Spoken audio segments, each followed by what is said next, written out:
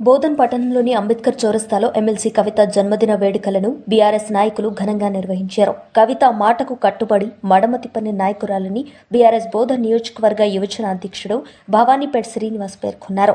రాబోయే రోజుల్లో బీఆర్ఎస్ అధికారంలోకి రావడం ఖాయమని, కవిత ముఖ్యమంత్రి అవుతుందని ఆశాభావం వ్యక్తం చేశారు.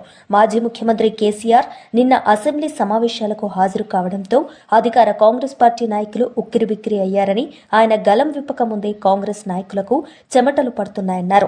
ముఖ్యమంత్రి రేవంత్ రెడ్డిని గద్దె దింపడం బీఆర్ఎస్ తోనే సాధ్యమని ఆయన అన్నారు.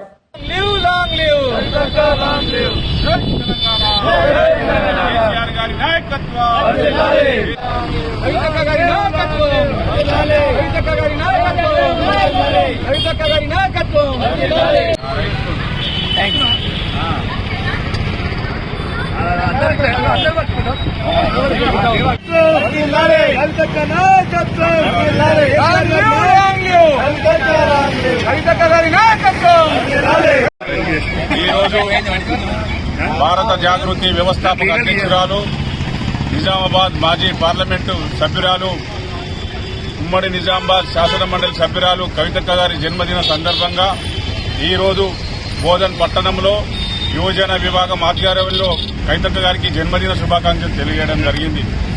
వారికి భగవంతుడు అన్ని విధాలుగా ఆరోగ్యాలతో నిండుగా ఉండాలని చెప్పేసి మేము ఆ భగవంతుని ప్రార్థిస్తూ, కవితక్క గారు ఎంపీ ఉన్నప్పుడు పెద్దపల్లి రైల్వే లైన్ అయితేనేమి, మరి నిజామాబాద్ జిల్లాలో ఎనలేని అభివృద్ధికి వారు తోడ్పడడం జరిగింది.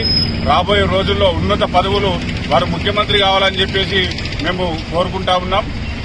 పెద్ద ఎత్తున కవితక్క గారికి ఈరోజు బోధన్ పట్టణంలో జన్మదిన వేడుకలు చేయడం జరిగింది.